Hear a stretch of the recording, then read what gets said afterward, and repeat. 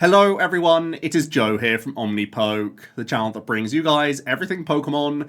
If you're looking for PTCG live codes, make sure you check out the Potown store. You can get a 5% discount on your orders using that code OmniPoke. For today's video, we're going to be going over the first week of the results over in Japan. They have already had their rotation. They are already playing with the Wild Force and Cyber Judge cards, which are going to culminate as our Temporal Forces expansion. So this is going to be our first look at how decks are going to be changing in terms of popularity and placement so far. So this is the overall snapshot of archetypes right now. So far there's been 26 City League tournaments in Japan. These are essentially League Cups, so I have equated the top 16 placements with the equivalent League Cup championship points that these decks would earn, and these are the totals for each archetype. I'm going to stress a couple of key things here before we get started. Japan is best of one, of course, so that might change the play rate of certain archetypes. Looking at things like Snorlax, for example, the play rate of an archetype like this might be quite different when you have to win your best of one with much less time on the clock. And my second caveat would be that we are so early on in this format that it's unsurprising to see the likes of Charizard, Chen Pao, even Arceus archetypes doing quite well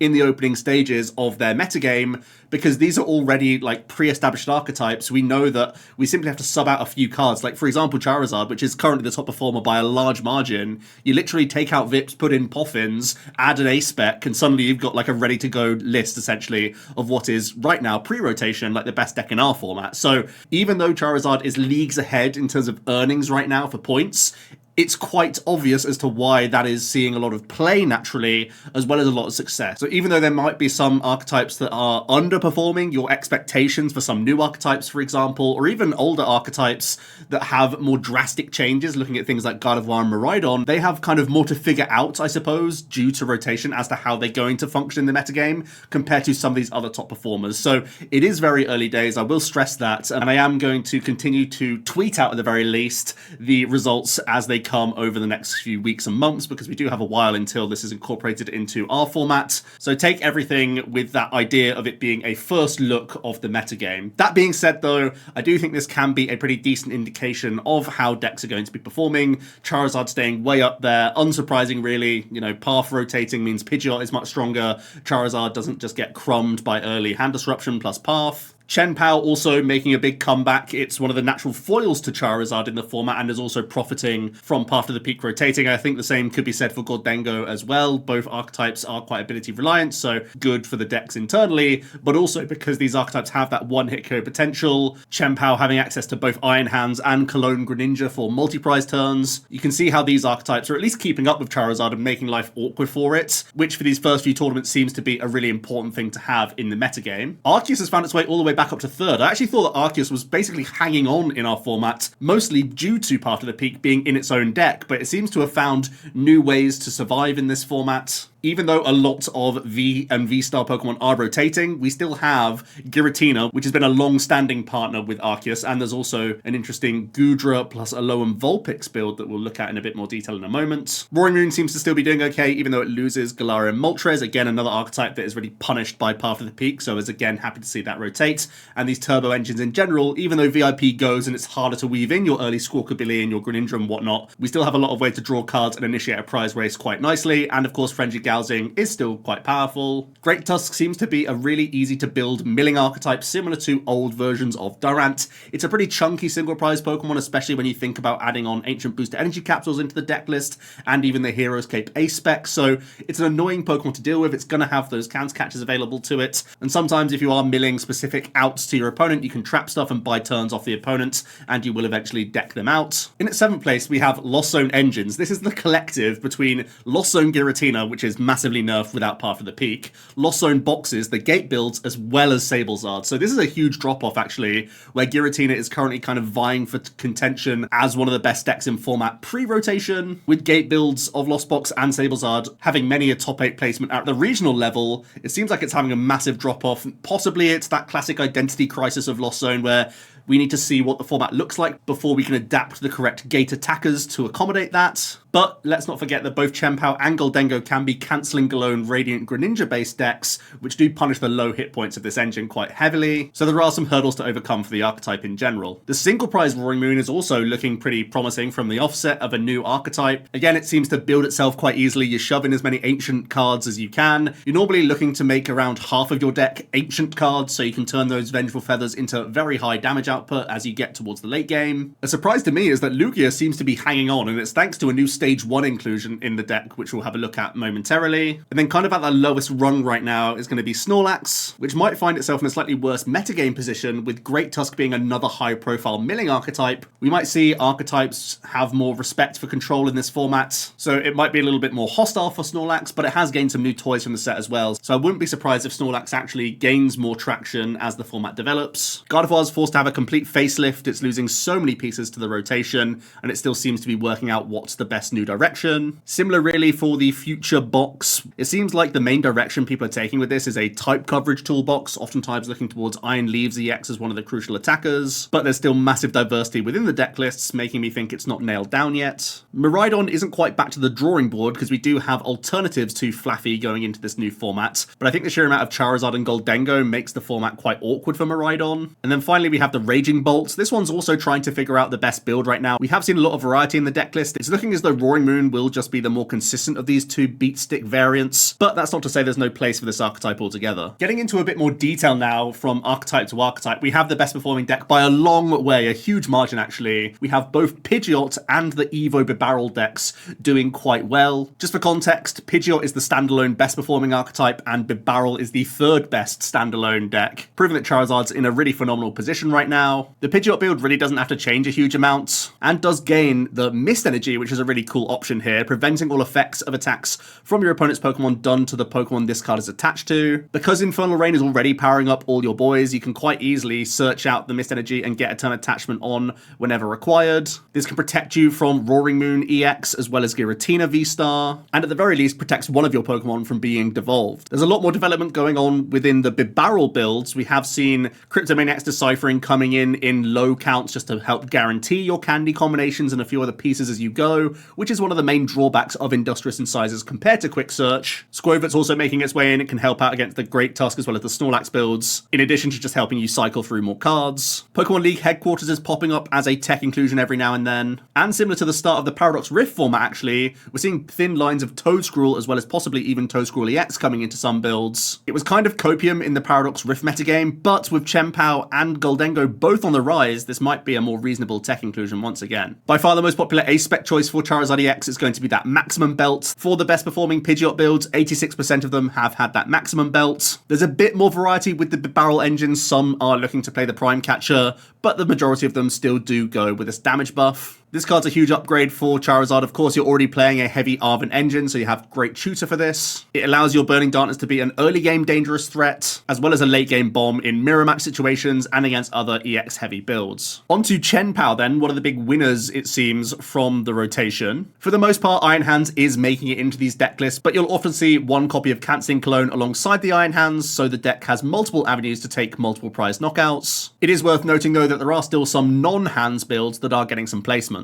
Almost all the Chen Pao builds are looking to play Prime Catcher. It's a huge upgrade to the archetype that obviously has Irida Search for this, and because we're a Pokestop heavy archetype, it's a big upgrade to Boss's Orders. Usually we're seeing 0 copies of Boss in Chen Pao these days. Usually 1 Prime Catcher and 1 Counts Catcher is what you look to have in the list. Cryptomaniac is making it into the deck list oftentimes as just a 1 or 2 count alongside your Irida. In the early game it has great synergy with your Pokestop and Concealed cards, and in the mid to late game you have your Bibarel set up ideally, so this card is almost always live. And we are seeing that transformative start Ditto every now and then pop up in these decks. Of course, you're going to be playing high counts of the Buddy Poffin, so having 1 retreat cost on many of your Pokemon allows you to retreat into this Ditto early on and transform into the Chen Pao to get Shivery Chill rolling. Somehow, Arceus V-Star is continuing to perform into the new rotation. The most successful build has been Arc Giratina, and I think the A-Spec Maximum Belt is a big reason for this. It pushes Trinity Nova to be an early game pressure attack into basic EX attacking decks, and it helps push Giratina V-Star into the stage 2 EXs. Speaking of which, Iron Leaves is in almost every single one of these Arctinas, which gives you an alternate line to take knockouts onto Charizard Ex. With Path to the Peak rotating, Pokemon League Headquarters has become a popular choice within Arc builds, just trying to force extra pieces out of these aggressive archetypes. It may not look like much, but we are still a Judge and Iono heavy base deck, so combining an extra bit of disruption alongside these supporters is still a handy thing to have. It's sad to see that with the loss of Raihan, Gardenia's Vigor is one of our better ways of getting 3 energy onto an Arceus if we've missed a turn 1 attachment, so it has made it into a number of these decks as a 1 count just for a Starbirth option. And with Mirror around, Radiant Gardevoir has somehow found play once again. As for Arc Goodra Vulpix, it seems like it's just a tanky, annoying archetype to deal with. Hero's Cape is typically the A-spec of choice, so pushing Goodra into unholy amounts of hit points with that Rolling Iron is huge. We have Mist Energy to protect ourselves from Giratina's Requiem as well as Roaring Moon. And the Alolan Vulpix V-Star helps cover you against Chen Pao and Gholdengo, as well as being another annoying option for the Charizard players. Moving on to Gholdengo then, Palkia is by far and away the most popular way to see this archetype see success. The Palkia engine that we saw do well at the Kyoto Champions League has continued to see success in the post-rotation metagame. We really get to tidy up the support account in the list because we no need to worry about Path, the Worker is less essential in the list. Once again, Cryptomaniac's fantastic here. We have Pokestop, we have Radiant Greninja, and we have Coin Bonus, so we can constantly get immediate access to cards that we need. And sometimes you see Morty's Conviction coming into the deck list as 1 and 2 counts because it simply grows your hand size even further. Gholdengo EX also benefits massively from the Prime Catcher. With an Irida engine, it's a no-brainer to pick this out when required. Interestingly enough, the strength of Prime Catcher, as well as just having other item cards that you want to recycle in the deck, has made Silene a common inclusion in the archetype, giving yourself potential instant reload of these Power Spike cards thanks to coin bonusing immediately back into them. Cancelling Cologne is also becoming more and more of a staple within the Palkia builds. There are still Sizzle builds doing well every now and then, but I do think Palkia has proven itself to be the strongest build out there. With the rotation of Galarian Moltres V, the Cawthorn build that we've seen as of late is no longer possible. So for the majority of Roaring Moon builds, they've gone back to good old-fashioned Pokestop trekking shoes, shove in as many item cards as you can,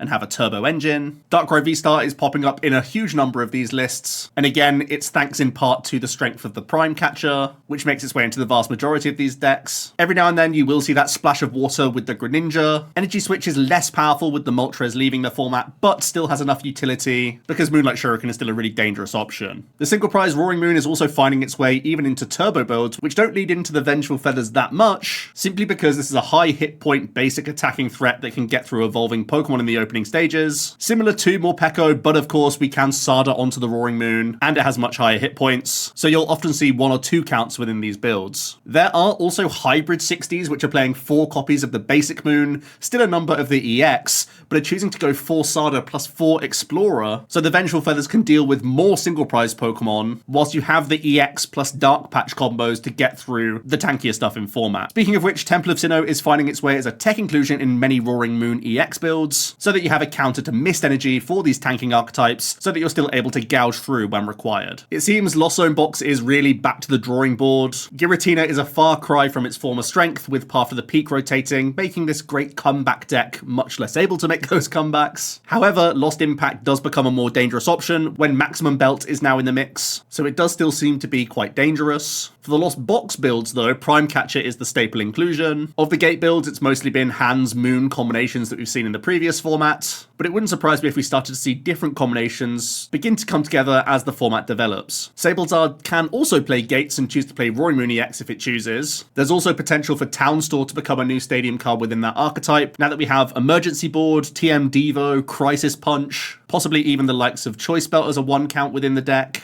Obviously, Forest Hill Stone can still have a place within Lost Zone, so it wouldn't surprise me to see mini Town Store packages continue to do well in box builds. Ditto gives the deck an additional decent starter, but can also transform into Tina or Cram when required. And with Path no longer in the Giratina, it's looking like they're going to be playing tech stadiums like Temple to get through Mist Energy with Star Requiem, or simply having Lost Vacuum for the versatility of tool removal and ramping your own Lost Zone. Lugia V-Star is no doubt the surprise of the format for me right now, all thanks to the Stage 1 Cincino with the special roll attack. For 2 colorless energy, we deal 70 times the number of special energy attached to this Pokemon, so it turns out Cincino can dish out 350 damage if you double Archeops to the Cinccino and turn attached to it. giving you huge uptrade potential. It also helps pad out your deck with more single prize leads, which is always a welcome thing. Lugia's A-spec of choice is typically maximum belt. This pushes both the Tempest Dive as well as Snorlax's Thumping Snore into KO range for these basic EXs, so it does seem like a big inclusion. With Professor Burnett leaving the format, we are looking at the likes of Morty's Conviction for extra discard synergy,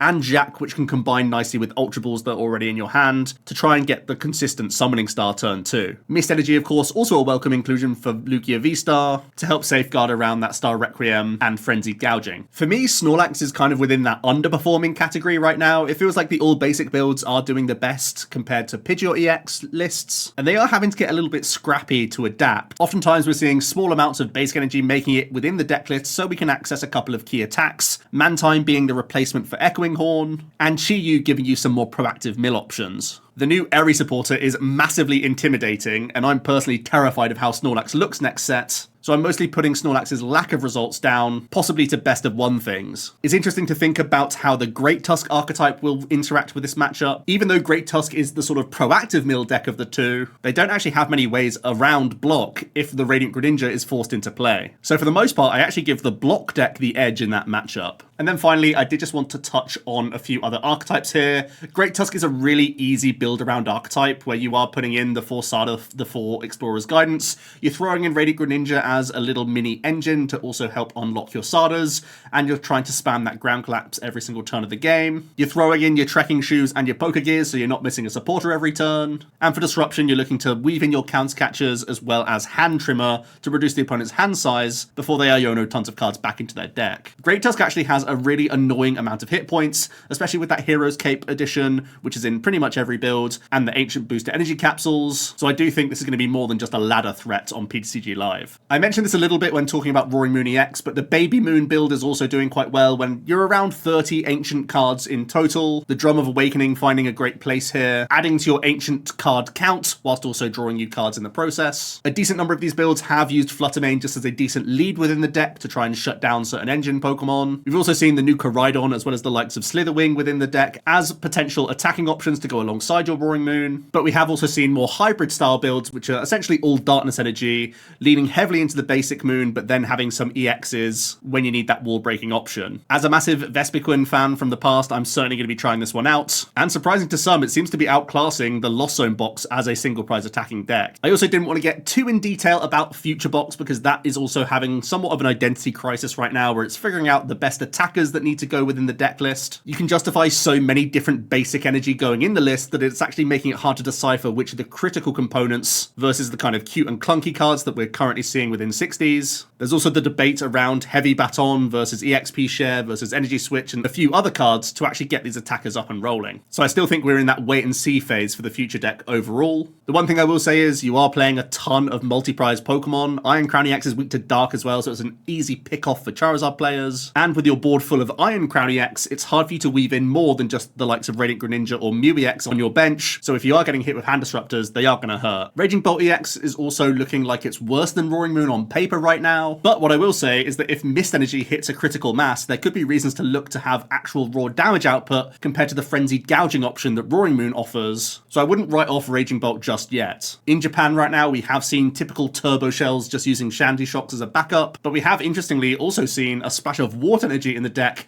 as well as the classic Palkia Greninja package, similar to how Gholdengo has adopted it, to give the deck more burst damage potential, a sniping threat, and an efficient 2-energy attacker. Even though the deck is likely going to have a lot of ancient Pokemon on its bench, the Prime Catcher is still the obvious choice here, because the deck is going to be very reliant on Sada for most turns of the game. And finally for Gardevoir and Miraidon, which both seem to have taken a big hit, I feel like these again are in that exploring phase. I'm personally quite tempted by an Arven build of Gardevoir EX, where we're going to have some health buff tools for the likes of Screamtail, Drifloon, and have the option for TM Evolution in the deck. And Miraidon actually doesn't change a huge amount, but again, it's that meta placement which I'm more concerned about. Let me know your thoughts down below of these week 1 results. Did you expect this? Did you see it coming? What archetypes are you surprised to be so high up on the list? And what archetypes do you think are going to make the climb in future weeks? I'll hear your thoughts down in the description below. Thanks so much for watching, and I'll see you tomorrow for another video. Cheers.